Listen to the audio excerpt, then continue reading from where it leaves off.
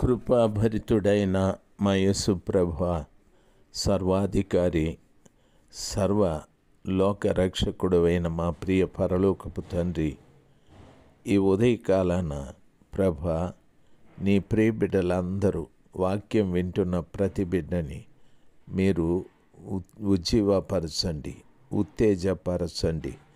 ఈ వాక్యము చేత మీ బిడ్డలు బలపరచబడని స్వామి, వాక్యంలో ఉన్న సత్యాలను ఎరిగి ఆ ప్రకారముగా జీవించటానికి బిడ్డల్ని సరిచేయండి తండ్రి. బిడ్డల కుటుంబాలలో అవలక్షణాలు, ఎన్నో వ్యాధులు, ఆర్థిక ఇబ్బందులు, అనైక్యత, ప్రేమ లేని తనము, సమాధానం లేకుండా ఉండడము, ఇలాంటివి ఎన్నో జరుగుతూ ఉన్నాయి.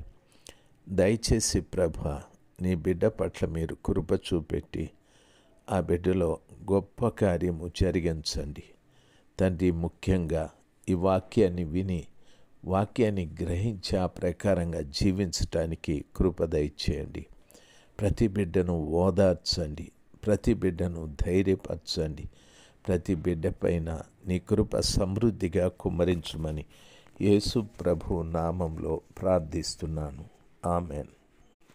మే మాసం 31వ తారీఖు 2025 సంవత్సరం శనివారం. 2వ దినవృత్తాంతాల గ్రంథము 2వ అధ్యాయం 4వ వచనంలో ఉన్న విషయాలే చెప్తూ ఉన్నాను. హీరాముతో సొలొమోను గారు రాజు మాట్లాడుతూ, నాకు సరళ మరణులను పంపండి, దేవుని నామ ఘనత కొరకు, ఆయన సన్నిధిని ధూపం వేయటానికి, ఆయన సన్నిధి రొట్టెలు నిత్యము ఉంచుటకు, ఉదయ సాయంకాలములయందును, విశ్రాంతి దినములయందును, అమావాస్యయందును, మా దేవుడైన యెహోవాకు ఏర్పాటైన ఉత్సవములయందును, ఇశ్రాయేలీయులు నిత్యమును అర్పింపవలసిన దహన బలులను అర్పించుటకును, ఆయన నామ ఘనత కొరకు మందిరం ఒకటి ఆయనకు ప్రతిష్ఠితము చేయబడినట్లును నేను కట్టించబోచున్నాను. సొలొమోను గారు హీరాముతో ఈ విషయాలన్నీ మాట్లాడాడు. దేవుని కొరకు ఒక దహన బలిని కూడా అర్పించాలి. ఎప్పుడెప్పుడు అంటే ఉదయం కానీ, సాయంకాలము కానీ, విశ్రాంతి దినమందు కానీ, అమావాస్య యందు కానీ, యెహోవాకు ఏర్పాటు చేయబడిన ఉత్సవ దినములయందు కానీ, నిత్యము అర్పింపవలసిన దహన బలులు ఆయన నామ ఘనత కొరకే అర్పిస్తూ ఆయనకు ఒక మందిరాన్ని కట్టాలి అని అనుకుంటున్నానని, కట్టించబోతున్నానని హీరాముతో చెప్పాడు. హీరాము దావీదు కాలంలో ఎంతో సహాయము చేశాడు. తరువాత సొలొమోను కూడా తండ్రి స్నేహితుడైన హీరాముతో తాను స్నేహము చేయటానికి, తాను కూడా అతని సహాయం పొందుకోవటానికి ఇష్టపడ్డాడు. అయితే ఎప్పుడు కూడా వీరి మధ్యన యెహోవా దేవుణ్ణి మీరు కూడా వచ్చి ఆరాధించండి, మీరు కూడా వచ్చి బలులు అర్పించండి, మీరు కూడా వచ్చి ధూపము వేయండి అనున్నటువంటి మాటలు లేవు. ప్రియులరా, ఈ రోజున మనము చాలామంది మన స్నేహితులు ఉంటారు, బంధువులు ఉంటారు, ఇరుగువారు పొరుగువారు ఉంటారు. ఈరోజు అలాగా కాదు. ఈ రోజున సర్వలోకానికి యేసు ప్రభుల వారు తెలియాలి. ఎందుకంటే పాపాన్ని క్షమించేది బలులు కాదు, పుణ్యక్షేత్రాలు కాదు, తీర్థయాత్రలు కాదు. పాపం బిడ్డలు అమాయకంగా ఎంత దూరాలు వెళ్ళి పాప క్షమాపణ కొరకు ఎన్నో కార్యాలు, తలనీలాలు ఇస్తూ ఉన్నారు. అయితే పాప క్షమాపణ పరమ గొర్రె పిల్లైన యేసు ప్రభు రక్తము ద్వారా జరుగుతుంది అనే సత్యం చాలామంది దాన్ని అనువర్తించుకోలేకపోతూ ఉన్నారు, గ్రహించలేకపోతున్నారు. దయచేసి ఈ రోజున ప్రతి వారు కూడా మహోన్నతుడైన దేవుని గూర్చి ప్రపంచానికి తెలియాల్సిందే. నా వంతుగా నేను, నీ వంతుగా నీవు దయచేసి ఈ విషయాన్ని ఏదైనా ఒక సమాచారం తెలిస్తే ఆ సమాచారాన్ని గురించి లోకమంతా మనం చెప్తూ ఉంటాం కదా, తెలిసిన వారికి, బంధువులకు, స్నేహితులకు అందరికీ చెప్తూ ఉంటాం. ఇలాగా జరిగింది, ఇలాగా జరిగిందని మంచి వార్త అయినా దుర్వార్త అయినా చెప్తూ ఉంటాం. అదే రీతిగా ఇది శుభకరమైన వార్త, యేసు ప్రభుల వారిని గూర్చి చెప్పడం. కాబట్టి యేసయ్యని గూర్చి ఆపకుండా నేనైనా నీవైనా అనేకులకి పరిచయము చేయాలి. ఒత్తిడి కాదు, పరిచయము చేయాలి. ఇక్కడ చెప్పబడినటువంటి మాట నిత్యము దహన బలులు అర్పించాలి అని చెప్పాడు. ఆ దహన బలి అనగా అర్పించిన బలి పశువుని ఆ బలిపీఠం మీద పెట్టి కాల్చివేయడము అని అర్థం. అందుకని యెహోవా నామ ఘనత కొరకు ఓ చక్కటి మందిరాన్ని నేను కట్టాలి అని చెప్పాడు. అంటే ఈ దహన బలి విశ్రాంతి దినములయందు, ఆ తరువాత అమావాస్యలయందు మా దేవుడైన యెహోవాకు ఏర్పాటైన ఉత్సవములయందు అని అన్నాడు. అనగా విశ్రాంతి దినమున వారు సమాజముగా కూడుకునేవారు, అమావాస్య దినమున సమాజముగా కూడుకునేవారు.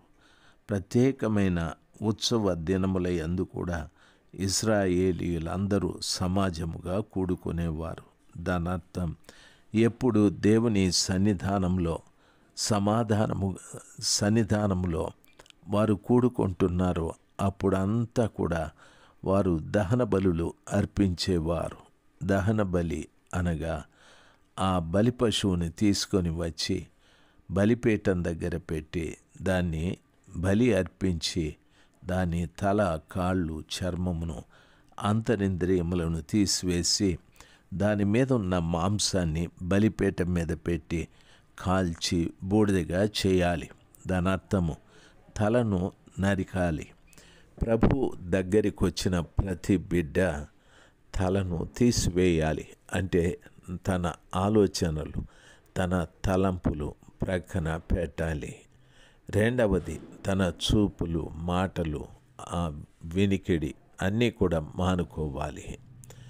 దేవుని పిల్లలు రెండవది ఆ పశువు యొక్క చర్మాన్ని తీసివేయాలి. అంటే దాని అర్థం చర్మము అనేటటువంటిది ఈ లోక సంబంధమైన పాపాలు. చర్మాన్ని మనం తీసివేసుకోవాలి, లోకాన్ని విడిచిపెట్టాలి, పాపాన్ని విడిచిపెట్టాలి. దయచేసి గమనించాలి. దాని అంతరింద్రియములలో ఉన్న మైలంతా కూడా తీసివేయాలి.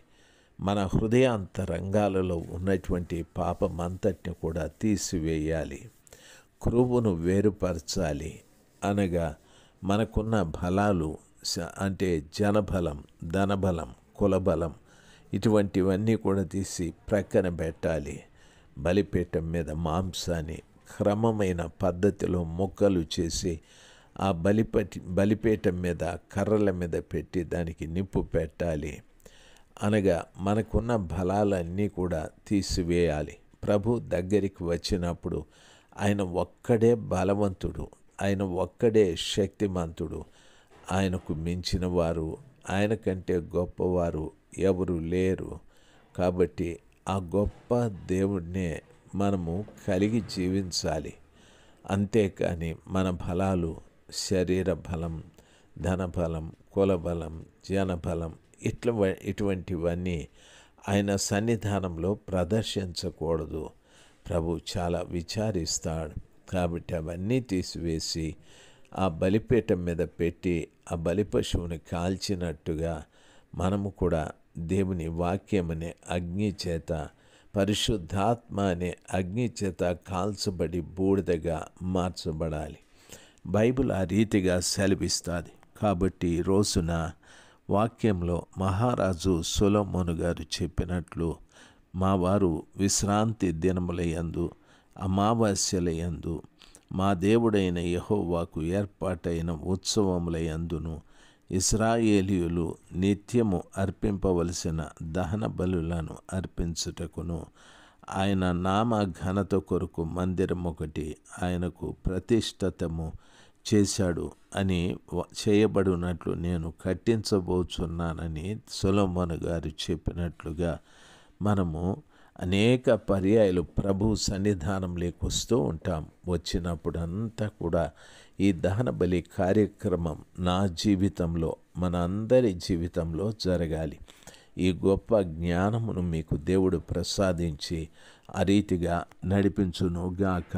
4వ వచనము పూర్తయిపోయాది. ఆమేన్.